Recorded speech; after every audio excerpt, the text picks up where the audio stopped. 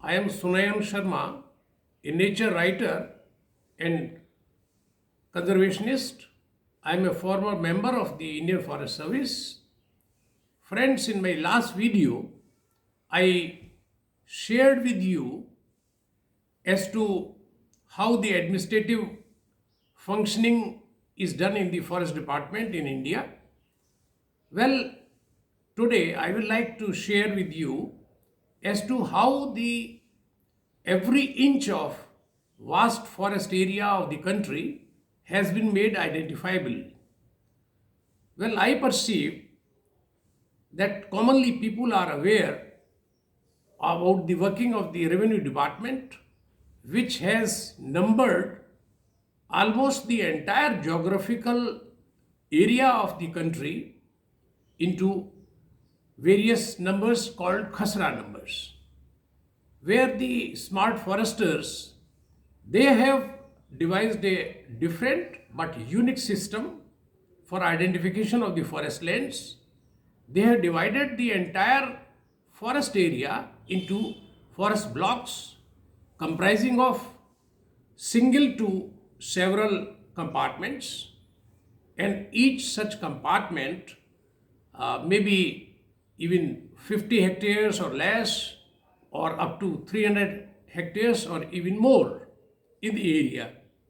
Well, the boundaries of these blocks are marked by erecting masonry pillars, and of course, the compartments, which are smaller units, they are delineated by hanging the metallic plates on conspicuous points. Even trees are being used for that purpose. And every such compartment's history with all the details is recorded by senior forest officer, a special officer known as working plan officer, and he not only records the presence of floral and faunal species in that area in the form of a stock map, but also prescribes silvicultural operations in the interest of the enhancement in the quality of the forest wealth there. And all the operations, including the soil and water conservation operations, cutting of the fire lines, even plantations and the tree fellings, all such operations are done in the forest areas only on the basis of the prescriptions given by this working plan officer in his working plan. And this exercise is repeated with an interval of 20 years every time throughout the country in every forest division. So it is such an important exercise. Well, of course, as far as the sanctuaries and national parks are concerned, since the emphasis there is not on plantations or the tree fellings, which are the tree fellings are prohibited totally, and the plantations are also not encouraged, because the wildlifers, they want the nature to take its own course in these areas.